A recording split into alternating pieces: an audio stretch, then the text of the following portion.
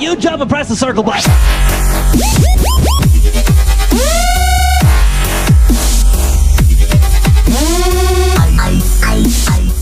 Alright, welcome back to the channel, everyone. It's been a little while since I've done a video like this where you don't really see me or have a face cam or anything, but I want you guys to focus on the gameplay in this video, so we're just going to be looking at that. So today, I'm going to be fighting some Sly Cooper bosses early in missions where you're not supposed to fight them using the Sly Cooper trainer. This is just going to be for Sly 2 and 3. I'm guessing that's the games that you guys probably care about the most anyways, but no Sly 1 or 4 for today. The first one on the list is Dimitri in the printing press room, where you have that mission where you do reconnaissance work at the very beginning of Sly 2. Now, the thing is that Dimitri isn't going to do much. If you run around and you try and hit him, he's not going to fight you back. He's just not programmed to do so. He's going to continue to walk around like he was supposed to do in the mission.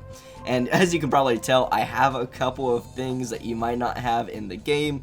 I have a mod that allows me to have access to all of the missions, including Mega Jump, which is awesome, straight off the bat. I'm also using the Sly Trilogy Trainer, like I said, which allows me to go anywhere I want, and I can pretty much teleport anywhere. That's how I'm going to do a lot of this stuff, but you can also do this particular one in the base game just by using the reload code. Now, even though Dimitri is my favorite Sly Cooper villain, and I love exploring the printing press room because you don't get to do that a lot in the base game, this one isn't as much fun as the other ones, because once you hit Dimitri a few times, he flies back like he does in the boss fight, and then your game crashes. It doesn't matter what, device you play the game on, whether you're using an emulator like me, or you're playing the PS2 or PS3, the game always crashes, you can't do anything about it, and you pretty much just have to restart your console.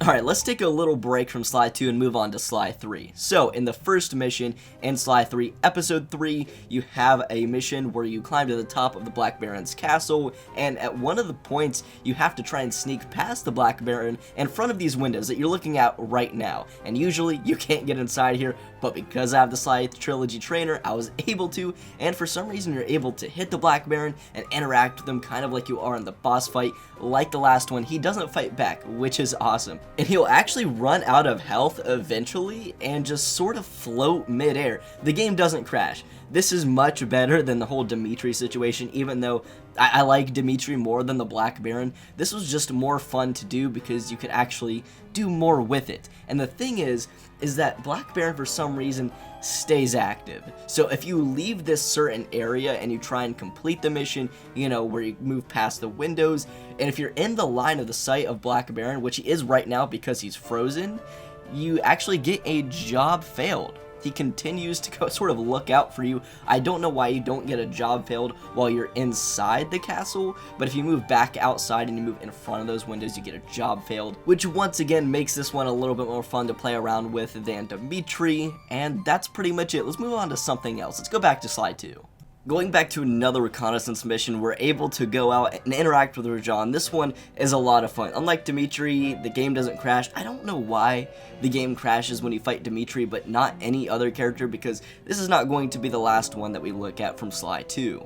A little fun thing that I noticed while doing this is that there's an invisible barrier at the bottom under the little bridge, and you can kind of walk on it. For some reason, Rajan can't walk on it. Whenever I would hit him over there, he'd run over there, which I found kind of weird.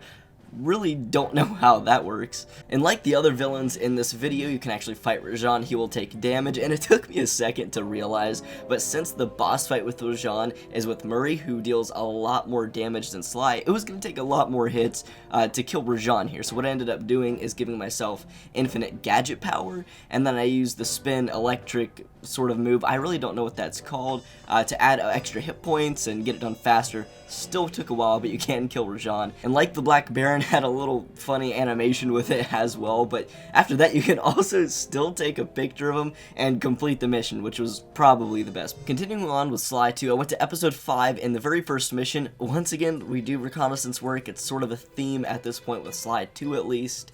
And I was able to get myself in the little chamber that Carmelita and the Contessa are held. The chamber itself is kind of weird, has a few odd features like this thing right here with Sly's icon. Press the circle button, didn't do anything at all. So that's neat. And then fighting the Contessa, for some reason, the spinny electric move didn't do anything. Unlike Rajan, you actually have to hit her which just doesn't make any sense to me because they should both deal damage, and it only took about 7-8 hits to kill the Contessa, and then she gave me some health. Definitely a weirder one for sure. We are once again in a reconnaissance mission, and unlike all of the other fights, I actually can't fight Bison. He will attack me, I'll take damage, but you can't actually fight him. I'm guessing this is because of how the boss fight works. You're Bentley and you gotta use the different machines to actually deal damage to Rajan. Hitting him doesn't do anything in the boss fight. So it makes sense that in any other context, fighting him just won't do anything. He wouldn't be programmed to take damage in any other context. So yeah, that's cool and all, and it's pretty much no different than being behind the wall doing the reconnaissance work, because I just can't do anything to Bison. While this is cool when I do like out of bounds stuff, kind of pointless.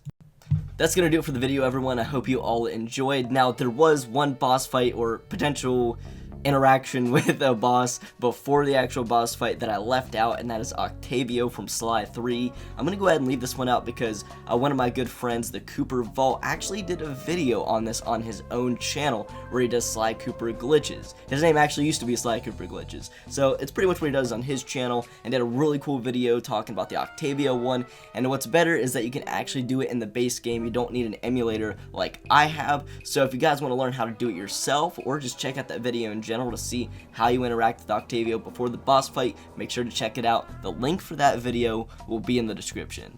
But with that being said, thank you all so much for watching. I'm back to Sly Cooper content, as well as some Battle for Bikini Bottom here and there. If you want to see anything from me in any of those categories, if you have any ideas, let me know in the comments, and I'll catch you all in the next video. Peace.